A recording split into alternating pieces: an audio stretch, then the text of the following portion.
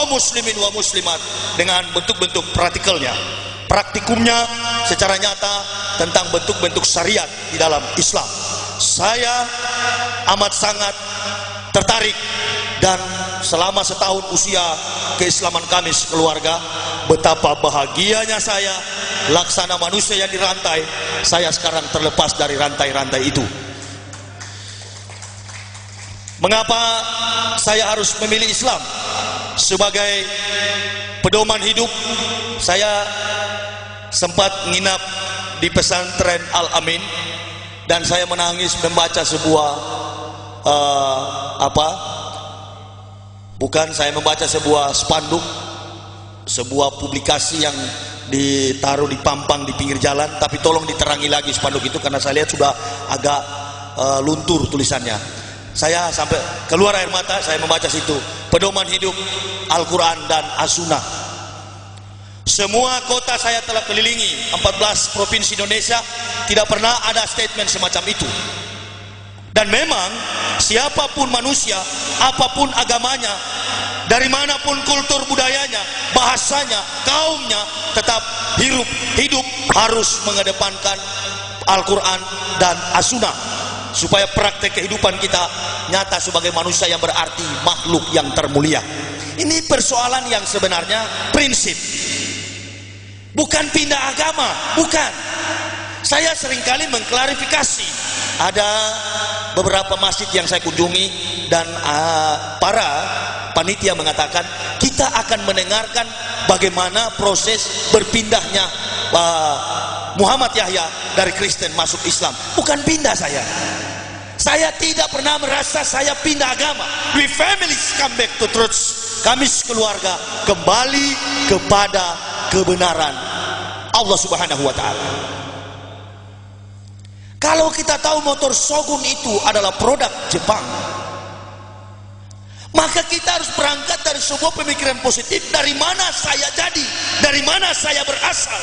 Memang ketika Adam ada di dunia, Adam diciptakan dengan segumpal tanah liat, tetapi keturunan Adam dengan proses kelahiran. Dan kemudian dari bapak saya, ibu saya, lahirlah saya. Selama 16 tahun mengembara di dunia, hidup sebagai pemimpin kafir alias pendeta. Sutradaranya bukan dari Hollywood. Dari Hollywood menyaksikan sebuah layar lebar, membuat sebuah pernyataan di dalam teori, dan kemudian menanyakan dalam gerakan action manusia. Jadi sebuah film itu berdasarkan proses realita dan peristiwa yang sudah terjadi. Tetapi yang mengislamkan kami ini adalah pencipta sejarah, yakni Allah Subhanahu wa ta'ala. Maka dikonsepkan dalam sebuah rumus teologi Islam, itulah hidayah.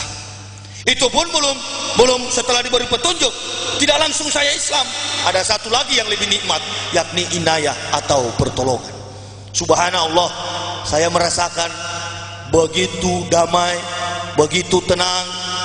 Dan seperti ayah saya mengatakan, setelah masuk Islam, Islam itu solution in the life, jawaban di dalam hidup, jalan keluar di dalam hidup.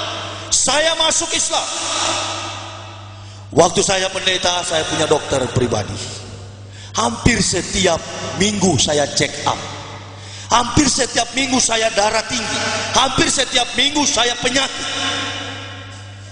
Padahal target tidur saya sebagai seorang pendeta, dulunya saya ketika malam, saya nggak boleh tidur di atas jam 10. Karena memang nih, kerja pendeta ini adalah kerja orang-orang malas. Saya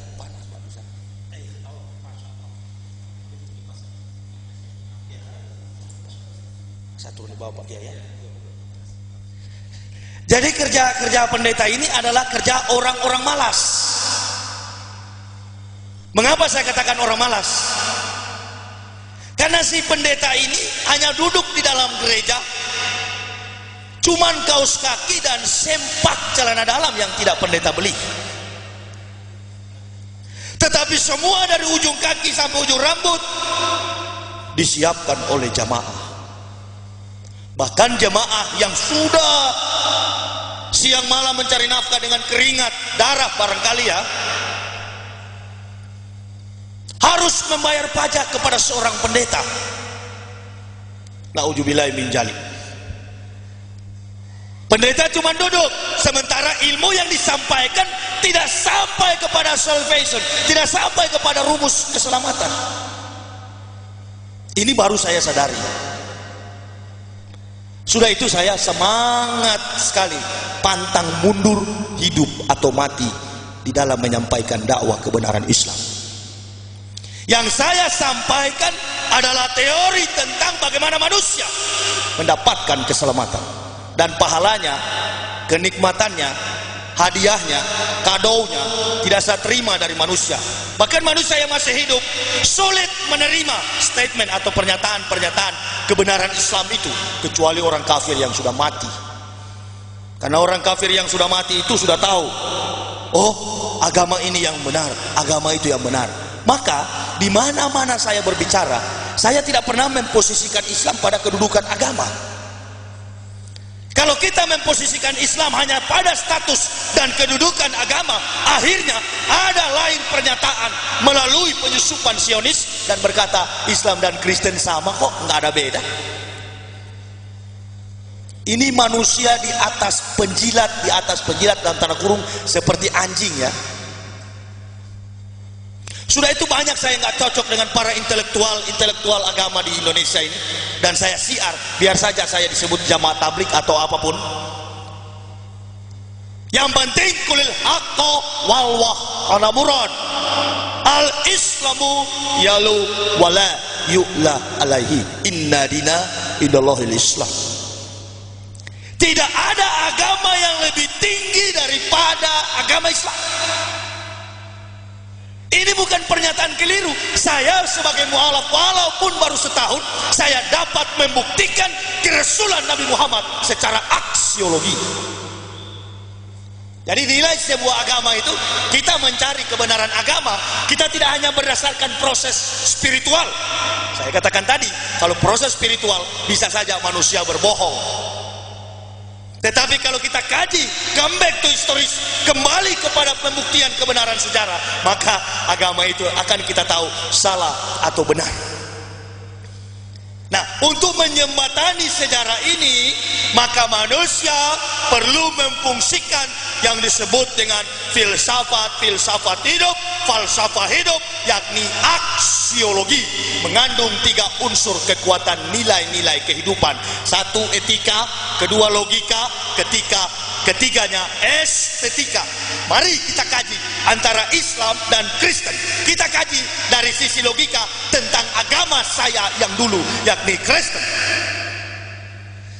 Karya kebesaran kuasa Allah Subhanahu wa ta'ala tidak pernah bertentangan dengan rasio manusia, karena Allah bukan orang gila. Kitab suci saya yang lama mengatakan jangan seorang pun tambah atau kurang sesuatu yang difirmankan Allah Tuhan, kata mereka.